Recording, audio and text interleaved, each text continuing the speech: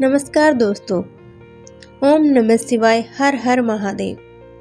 तो दोस्तों, आज के इस वीडियो में हम जानेंगे कैसे भगवान शिव, देवों के देव महादेव, एक असुर से डर के भागे थे।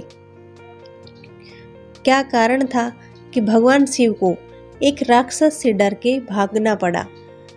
तो आज के इस वीडियो में हम यही जानेंगे।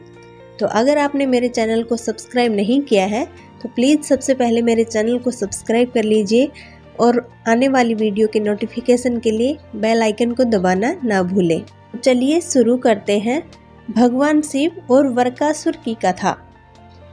प्राचीन समय की बात है। महर्षि नारद भूमंडल में घूम रहे थे तो उन्हें वरकासुर नाम का राक्षस मिला। नारद को देखते ही उसने कहा, देव ऋषि, आप अच्छे अवसर पर आए हैं। मैं आपसे एक सलाह लेना चाहता हूँ। बताइए, ब्रह्मा, विष्णु और महेश में कौन देवता ऐसा है जो शीघ्र और थोड़ी ही तपस्या में प्रसन्न हो जाता है? नारद ने सोचा कि यह असुर इस समय जैसा अपना जीवन बिता रहा है, आगे भी ऐसे ही बिता सकता है। पर लगता है अब यह त्रय देवों में से किसी भी विशेष आराधना कर वरदानी होना चाहता है। वर पाने के बाद इसकी आसुरी शक्ति बहुत ही प्रबल हो जाएगी। फिर यह ब्राह्मणों, ऋषियों तथा देवों को सताया करेगा। नारद यह सोच तो रहे थे, पर वरकासुर के प्रश्न का उत्तर टालने का मतलब था अपने लिए संकट पैदा करना।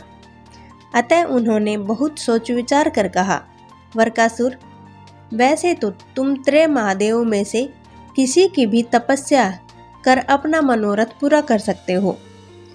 ब्रह्मा और विष्णु जल्दी प्रसन्न नहीं होते। उनके लिए बहुत वर्षों तक कठिन तपस्या करनी पड़ती है। यह भी हो सकता है कि तुम्हारी आयु समाप्त हो जाए और तपस्या पूरी न हो। हाँ, भगवान शंकर ऐसे हैं जो थोड़ी आराधना से ही प्रसन्न हो जाते हैं और अवतारदानी को ऐसे ही अपने भक्त की किसी भी इच्छा पूर्ति के लिए कुछ सोच विचार ही नहीं करते। भक्त ने जो मांगा तत्काल दे दिया। तुम्हारी ही जाति के रावण तथा बाणासुर ने भगवान शिव की तपस्या से कितना वरदानी बल पाया था। अब तुम स्वयं विचार कर लो कि किसकी आराधना करनी चाहिए जिससे शीघ्र फल मिले। नारद का ऐसा वचन सुनकर वरकासुर ने भगवान शंकर की ही आराधना करने का निश्चय किया और हिमालय में केदार क्षेत्र में जाकर भगवान शिव की आराधना करने लगा। यज्ञ, जप, तप, ध्यान सब प्रकार के वह पूजा पाठ करने लगा। कुछ ही दिनों के बाद उसने सोचा, मैं शरीर तथा प्राण को ही भगवान शिव को अर्पित कर दूंगा। ऐसा विचार कर एक दिन वह अपने शरीर का मांस काट काट कर यज्ञ के अग्नि कुंड में डालने लगा। लेकिन भगवान शंकर उस पर प्रसन्न नहीं हुए। तब उबकर एक दिन उसने अपना शीश काटकर भगवान को अर्पित करने का निश्चय किया और स्नान ध्यान कर जैसे ही उसने खड्ग उठाकर अपना शीश काटना चाहा कि उसे एक भयंकर आवाज के साथ भगवान शंकर प्रकट होकर बोले, वत्स, बस करो, तुम्हारी तपस्या पूर्ण हुई। मैं तुम पर प्रसन्न हूँ। निसंकोच कहो, क्या चाहते हो? वर मांगो। साक्षात भगवान शंकर को सामने खड़ा देखकर वरकासुर हाथ जोड़कर बोला, महाप्रभु शंकर, नारद ने कहा था कि आप शीघ्र ही प्रसन्न होकर वर देते हैं, पर मैं इतनों वर्षों से आपकी आराधना कर रहा था, आप द्रवित नहीं हुए। आज जबकि मैं अपने प्राणों को न्योछावर करने चला था, तब आपसे प्रसन्न होकर दर्शन दिए। आप शीघ्र प्रसन्न नहीं हुए। इसका मतलब नारद ने मेरे साथ छल किया। अब आप प्रसन्न होकर वर देना चाहते हैं तो मैं भी वैसे ही कठिन वर चाहता हूँ। आप कृपा कर मुझे मारण वर दीजिए। मैं जिस किसी प्राणी के सिर पर मात्र हाथ भर रख दूं, उसी का प्राणांत हो जाए। आप प्रसन्न हैं तो यही वर दीजिए। शंकर जी वरकासुर की यह आसुरी मांग सुनकर हतप्रभ हो गए, पर देवता का वचन था, पूरा करना था, अन्यथा मर्यादा नष्ट होती। बोले वरकासुर, तुम्हारी तपस्या व्यर्थ नहीं जाएगी। तुमने बहुत कठिन वर की कामना से तपस्या की, इसलिए तुम्हें तपस्या भी कठिन करनी पड़ी। जाओ, जैसा वर चाहते हो वैसा ही मिलेगा, तुम्हारी मनोकामना पूर्ण होगी।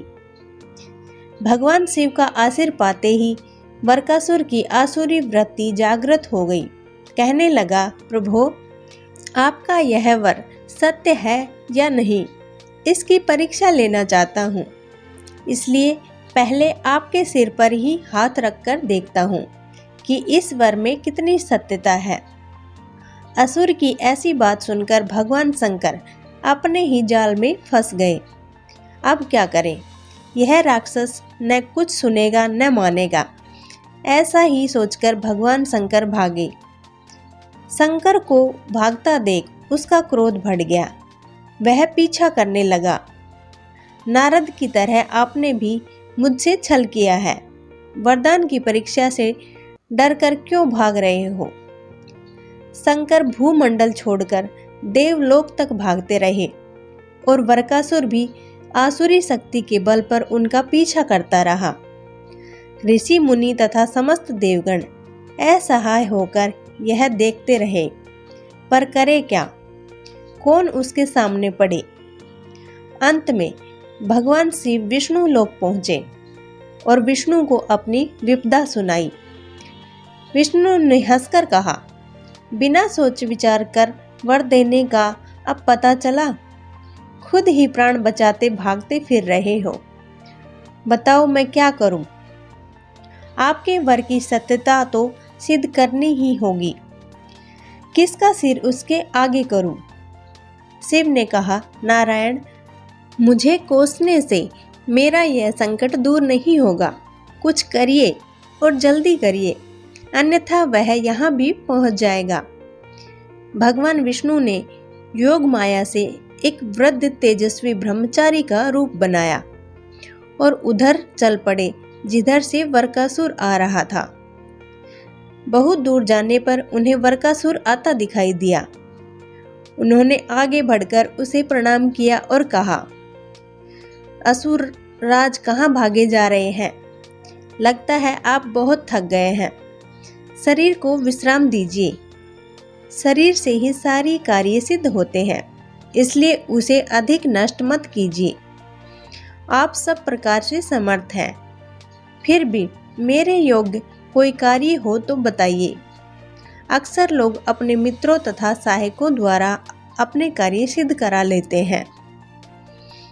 एक तेजस्वी ब्रह्मचारी की बातें सुनकर वरकासुर ने शिव के वरदान तथा उसकी परीक्षा की बात बताई। इतना सुनते ही ब्रह्मचारी हंसा। असुरराज, तुम किसके वर की परीक्षा लेना चाहते हो? शिव की, जिसका अपना कोई घर बार नहीं, जो भूतों प्रेतों के साथ रहता है।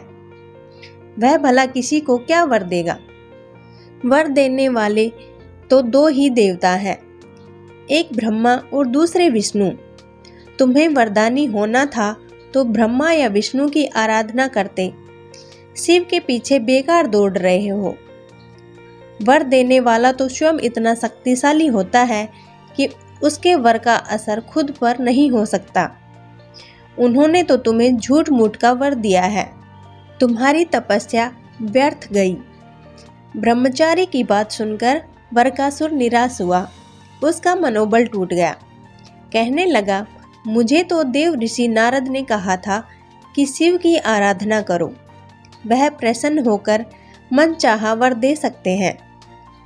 ब्रह्मचारी ने कहा, तुम बड़े भोले हो, नारद पर विश्वास कर लिया। वह तो ऐसा घुमक्कड़ साधु है जो सबको उल्टी ही सलाह देता है।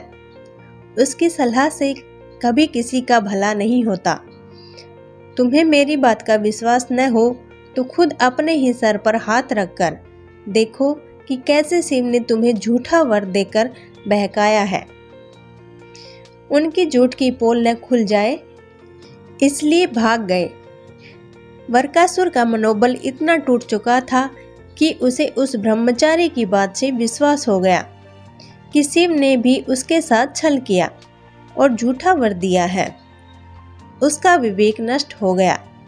ऐसा सोचते हुए वर की सत्यता की परख करने के लिए उसने अपने ही सिर पर हाथ रख लिया। सिर पर हाथ रखते ही भयंकर अग्निपुंज प्रकट हुआ और वरकासुर उसने भस्म होकर राख का ढेर बन गया। बिना सोच विचारे किसी को कुछ देना और पाने वाले का कृतज्ञ होकर दाता को ही संकट में डालने का ऐसा ही परिणाम होता है। कृतज्ञता से उन्माद में विवेक नष्ट हो जाता है और उपलब्धि ही मृत्यु का कारण बन जाती है। तो दोस्तों, हमें सोच समझकर ही जीवन में फैसला लेना चाहिए। कई बार हमारे गलत फैसले से हमारे ऊपर ही मुसीबत आ जाती है, तो हमेशा सोच समझकर ही फैसला लें। तो दोस्तों, अगर ये कहानी अच्छी लगी हो तो कमेंट में हर हर महादेव जरूर लिखें। धन्यवाद।